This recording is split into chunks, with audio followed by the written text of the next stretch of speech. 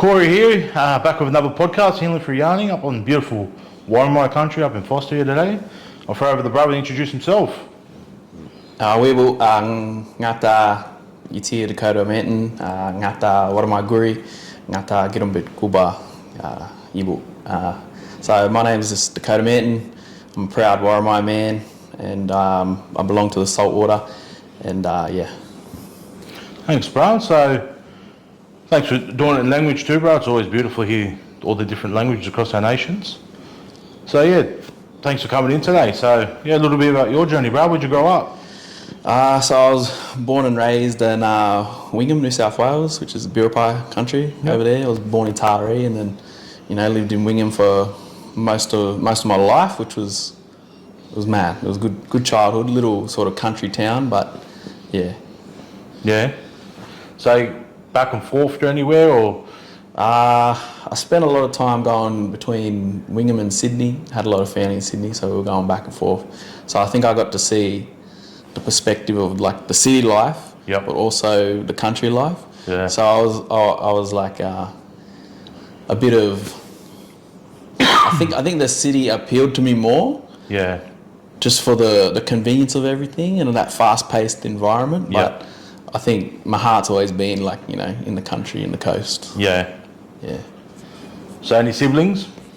So I've got my older sister, I've got two half-brothers, and then I've got three half-brothers. Yeah, three. Try and remember them all, three. And then I've got one step-sister as well. So Yep. pretty big family. Yeah. And then cousins and that. There's too many to count. So yeah, how long did you live in Wingham for? So I lived in Wingham probably until I was about 18, 19.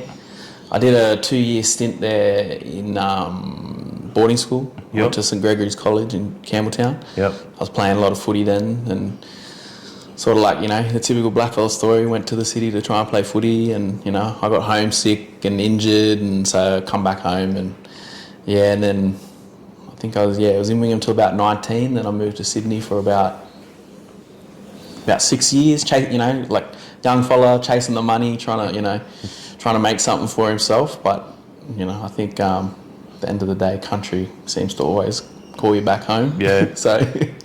No, that's fair. And how was schooling up here before you went down to St Greg's?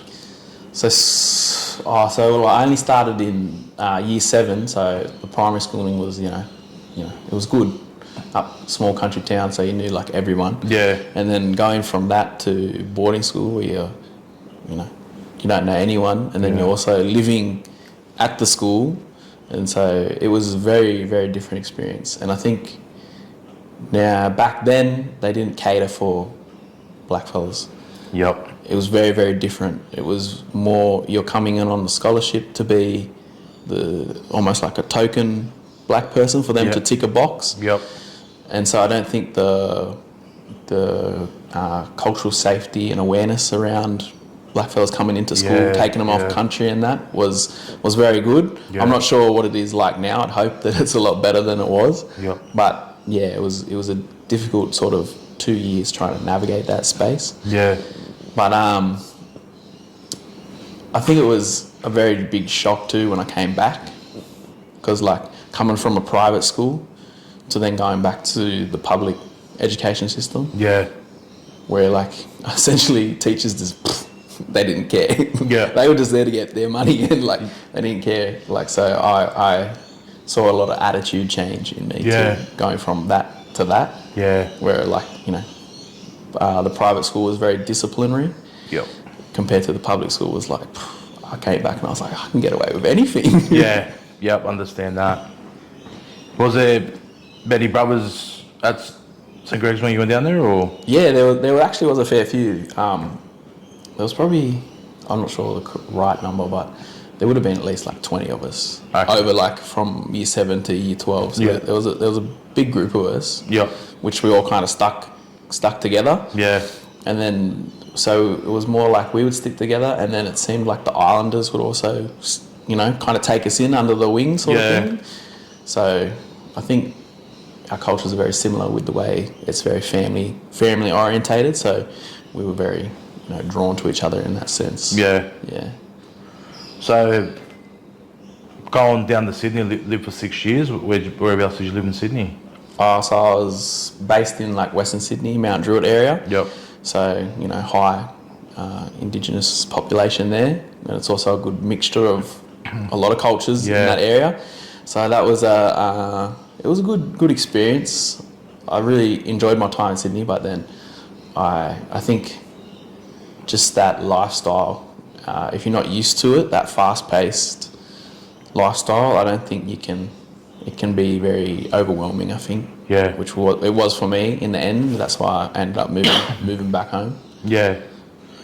And just to, touch on, because I know it's part of your story, is that the Māori tattoos on you, who do they represent?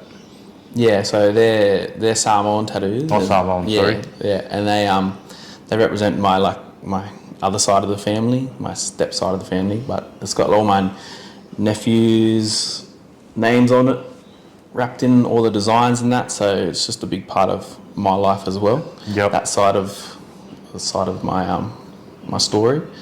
But that sort of came out more towards when I was in Sydney and going through that, and I didn't really have that much of my culture when I was in Sydney. Yeah. Because I think I was a bit, disconnected from country. Yep. Which I think that played a big role in that. And I also think in Sydney there's a lot of, how do I put this? Distractions, yeah. Yep. And then when it comes to culture, it's a big sort of, because it's such a big meeting place, there's a mixture of...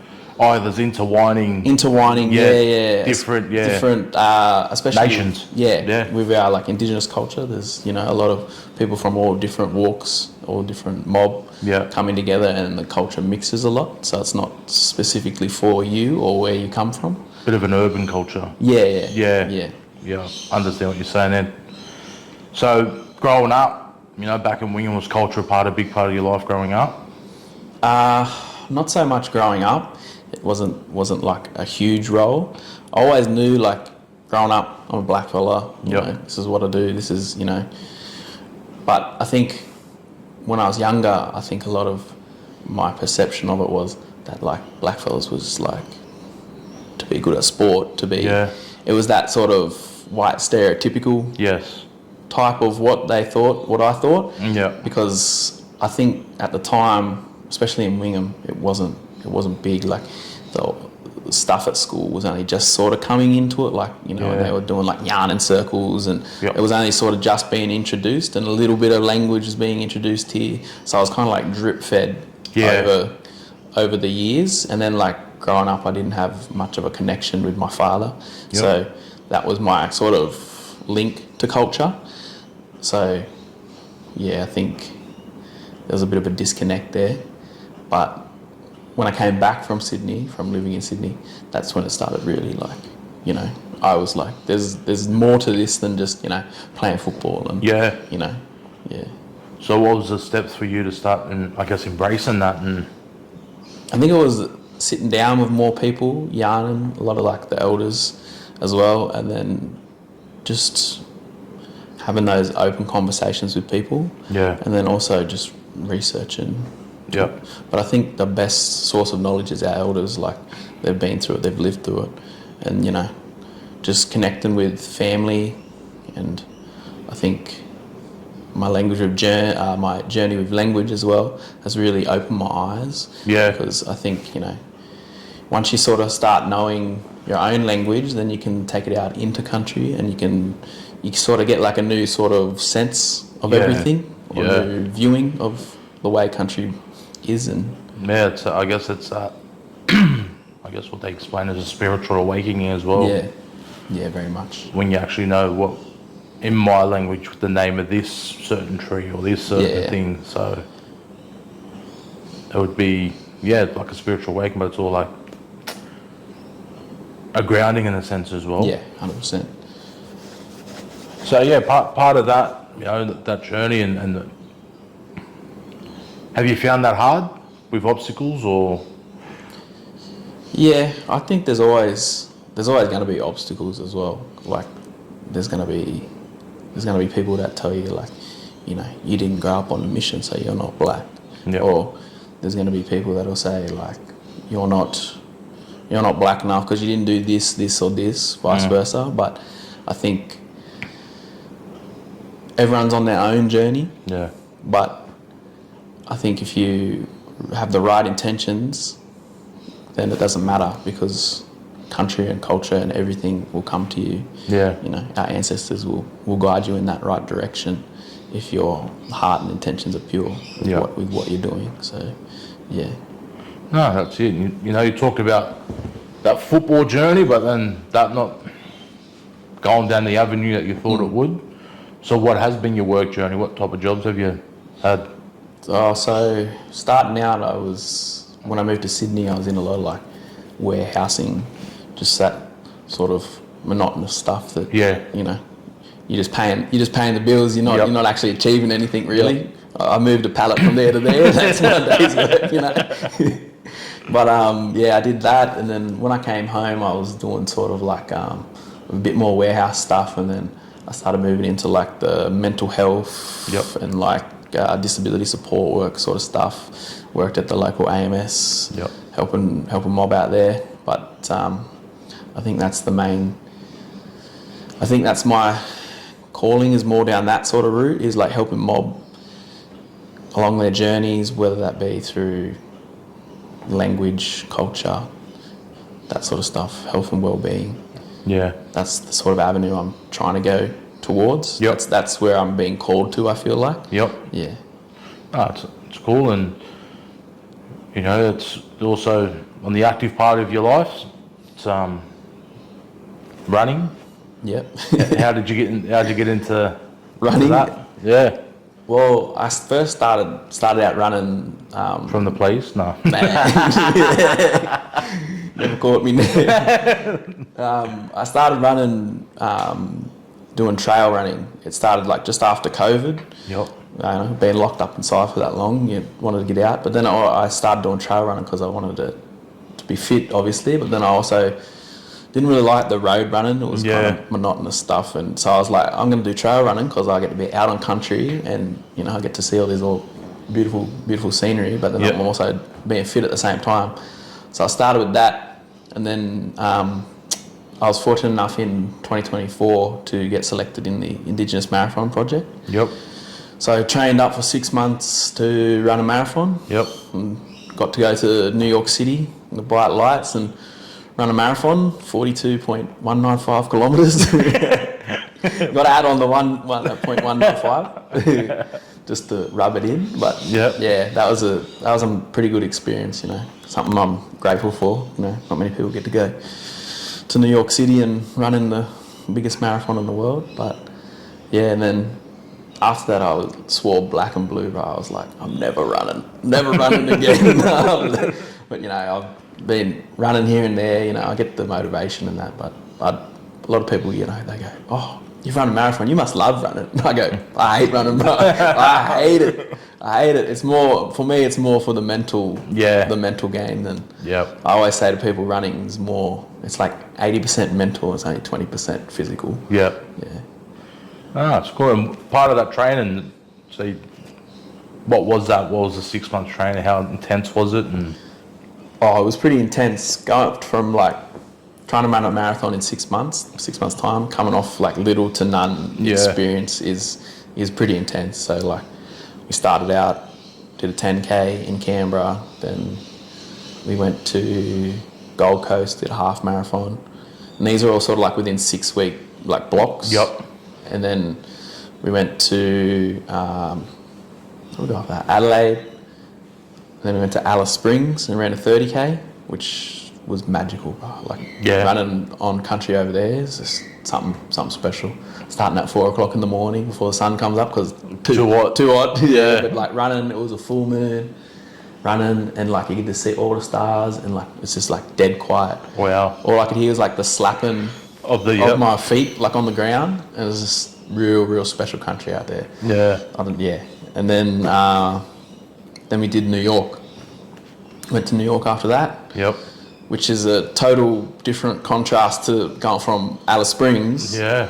to New York. Yeah. You know, the city that never sleeps, which is like there's this constant noise, stimulation.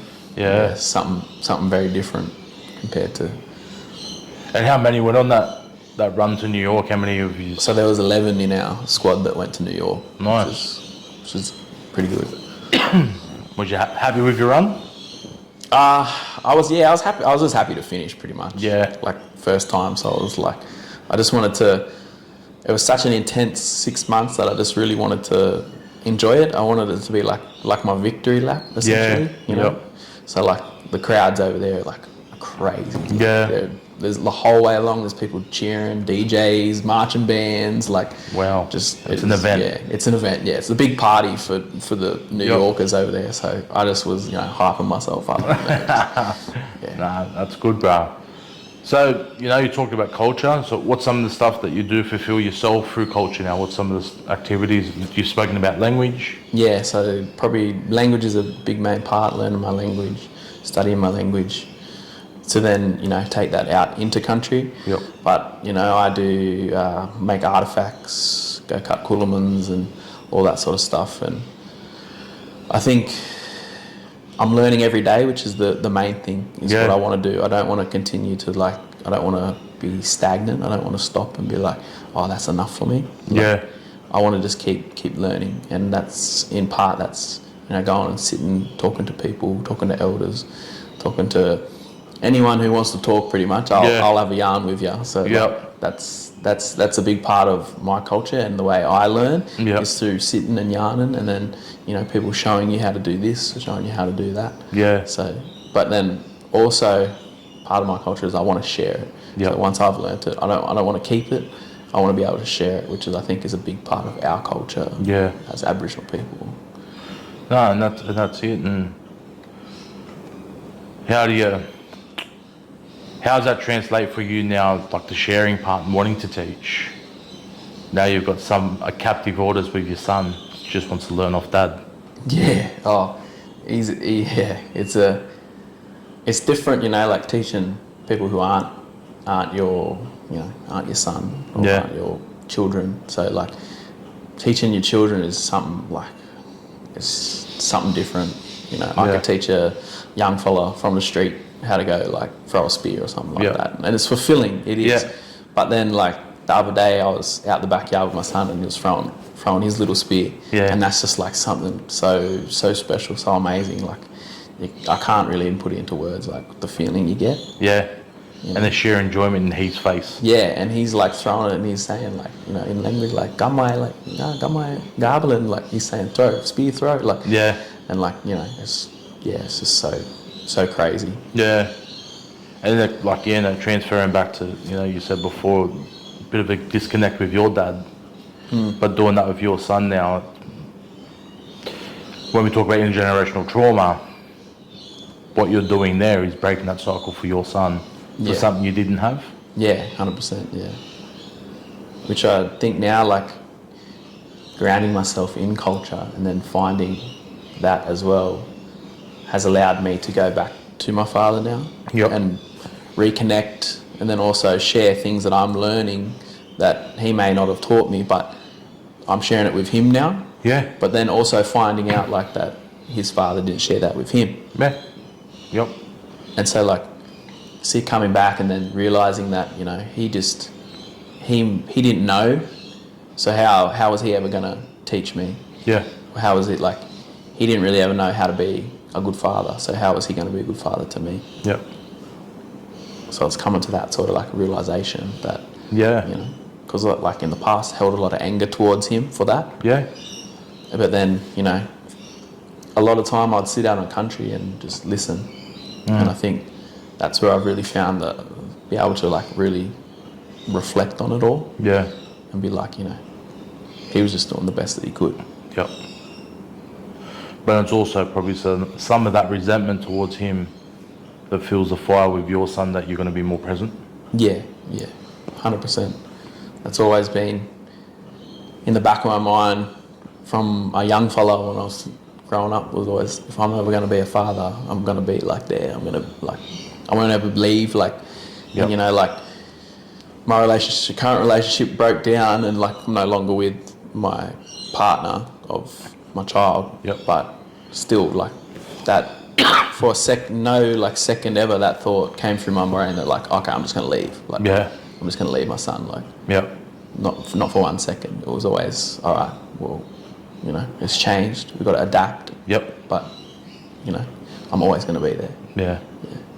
No, it's deadly. And it's some of those, you know, things that we can also use as excuses as well. And with, you know, the work we've done, we've seen that where men will just go, oh, well, and walk away. Yeah. Or make the excuse, this is too hard.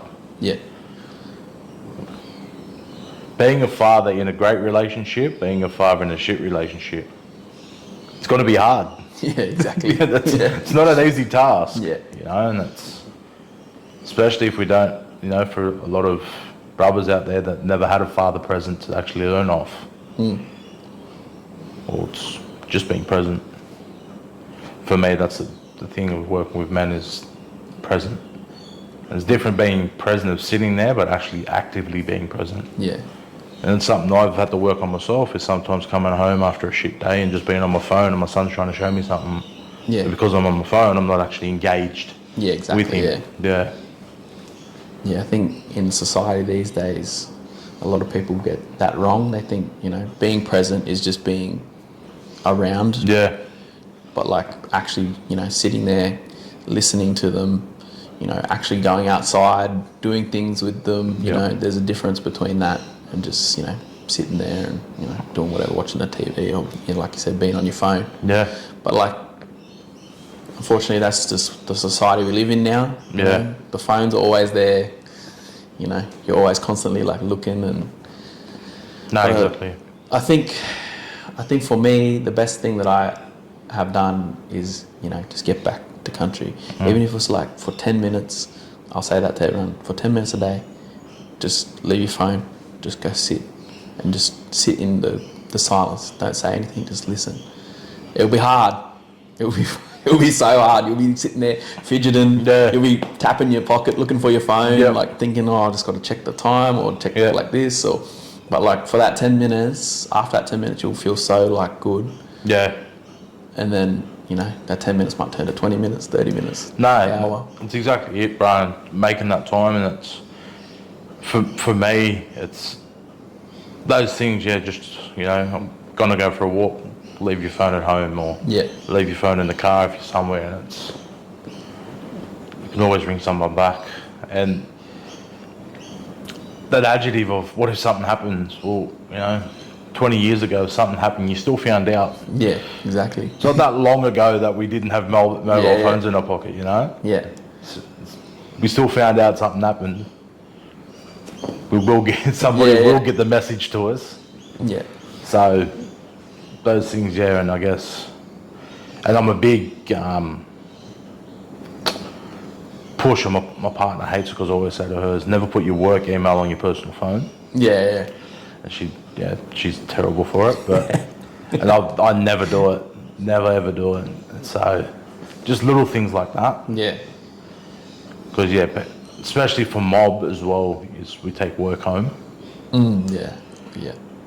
And working in communities and stuff like that, and be the same for you, and like working in a small community or working around small communities doing the work you do, is you bump into people that are your clients and stuff like that. Yeah, all the time. Yeah.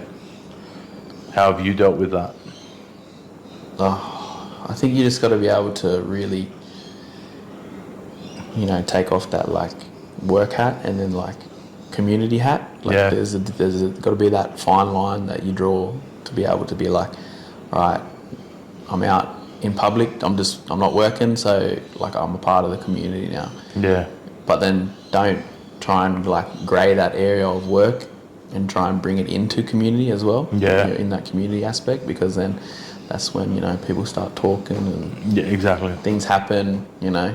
Yeah. And because like community, like, you know, they're like a grapevine, man. Yes.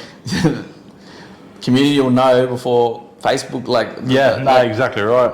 Exactly right. They'll know, so like, you know, it's kind of, you got to draw that fine line in between of being like, that's separate and that's separate. Like, you just set that boundary of like, if someone comes up to you, be like, sorry, I can't talk about that because that's work related. No, exactly right. And some people will get offended with that. They do. But that's when you just got to say like, I'm sorry, but that's like, unfortunately, that's the way it is. Yeah. And it's interesting on that, like the work I do in some communities, it's, as you know, doing work with young fellas or young women or men, you have someone coming in going, well, what are you doing here? What are you talking about? It's none of your business. Yeah. I'm working with young men here at the moment, and you haven't got a son in here, a nephew, like, it's nothing to you. Yeah. And then they just linger. Yeah. And you're just like, and I think you've been there when I said it to some young brothers, I'll sit there and wait, it doesn't bother me. Like, I'm not going to jeopardise their safety because you want to know what they're doing. Like, for us, it's, somebody always wants to know what we're doing, especially if you're working with mob. Non-mob want to know, well, what are you talking about? Yeah. No, it's not a fucking revolt, right? Revolution starting in this room right now. And that's, some of those things. And then you get people's, trauma, you just got to, get up and get over it. It's like, well, that's the reason I don't want you in the room. Yeah. But so when it's all said and done, bruz, and you're off in the dream time, what do you want to be remembered for? What do I want to be remembered for? I think what I want to be remembered for is just a person who stood for their community, for their culture, and just the continuation of that, and just being a good dad. Yeah. I think that's the end goal.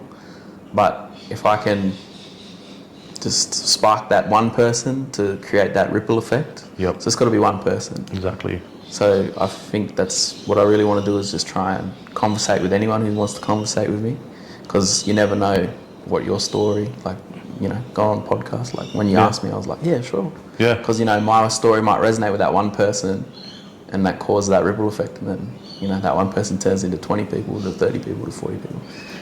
That's, it's a great way of thinking. It's the way when I come into a community and I do a program or talk to somebody or do a group counselling session with somebody, if I change someone's mindset and they're just one, there's that ripple effect. Yeah. I think it's a great way to think. Thanks for coming in, bro. All good, brother. Thank you. All good.